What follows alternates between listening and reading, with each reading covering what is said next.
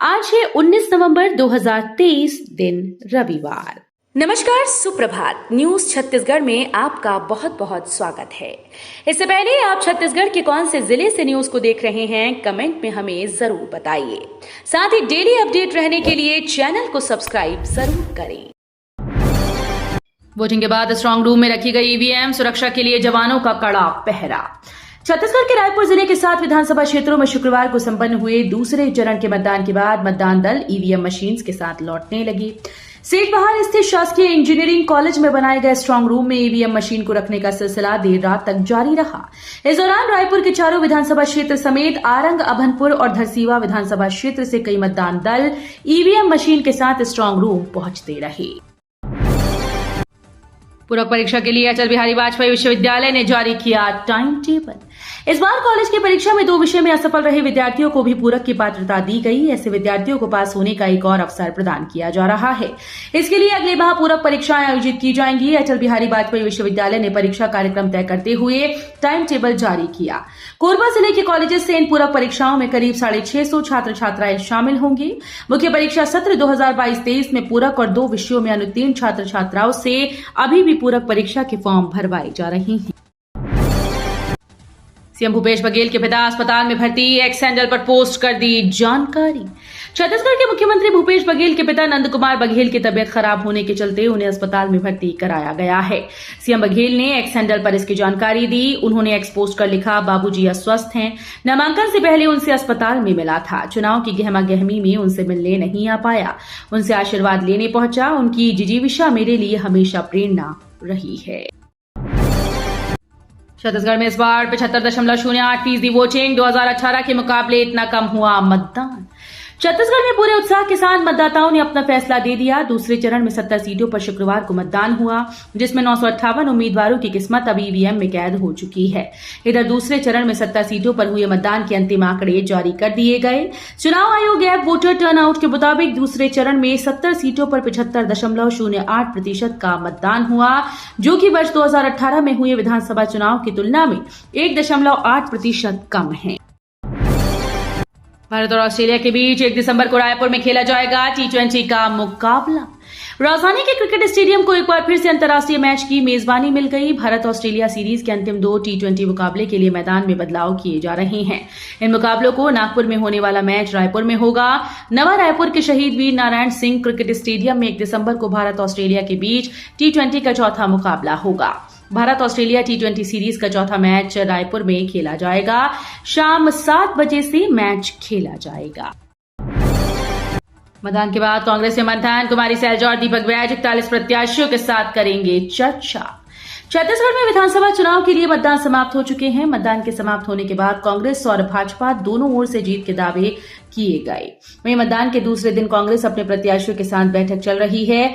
बैठक के पहले दिन शनिवार को प्रदेश प्रभारी कुमारी सैलजा और प्रदेश अध्यक्ष दीपक बैज 41 कांग्रेस प्रत्याशियों के साथ चुनाव को लेकर मंथन कर रही हैं। दूसरे दिन शेष 39 कांग्रेस प्रत्याशियों के साथ चर्चा होगी।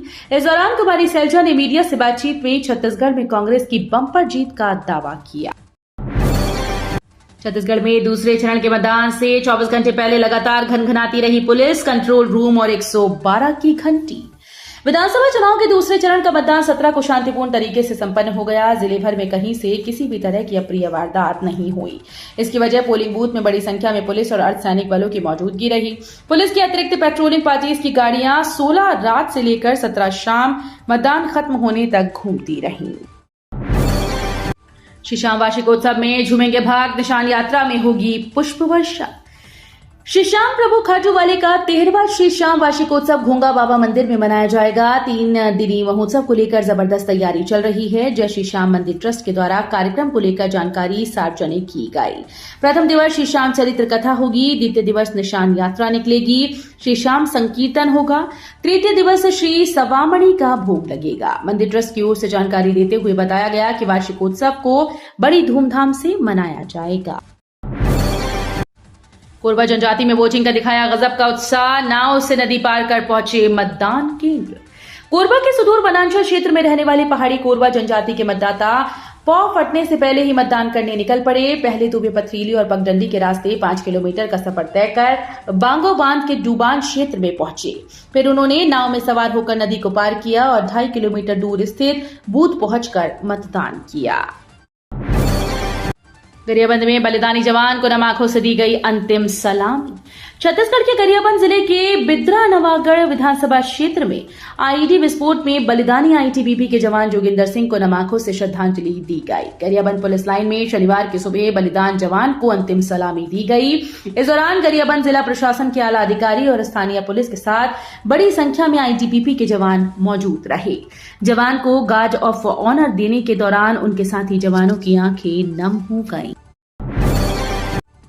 आस्था, विश्वास, स्वच्छता का प्रतीक है छठ महापर्व। रायपुर में महादेव घाट पर छाएगा हर्षोल्लास। बिहार, झारखंड, उत्तर प्रदेश में मनाए जाने वाले प्रमुख छठ महापर्व का उल्लास पिछले 20 वर्षों से राजधानी रायपुर में भी छाने लगा। पहले छठ पर्व को सादगी से मनाया जाता था, कुछ ही परिवार के लोग इसमें शामिल होते थे, लेकिन बीते कुछ वर्षों से भव्य आयोजन होने लगा। ऐतिहासिक महादेव घाट के किनारे अर्घ्य देने और पूजा करने के लिए 20,000 से अधिक श्रद्धालु एकत्रित होते हैं।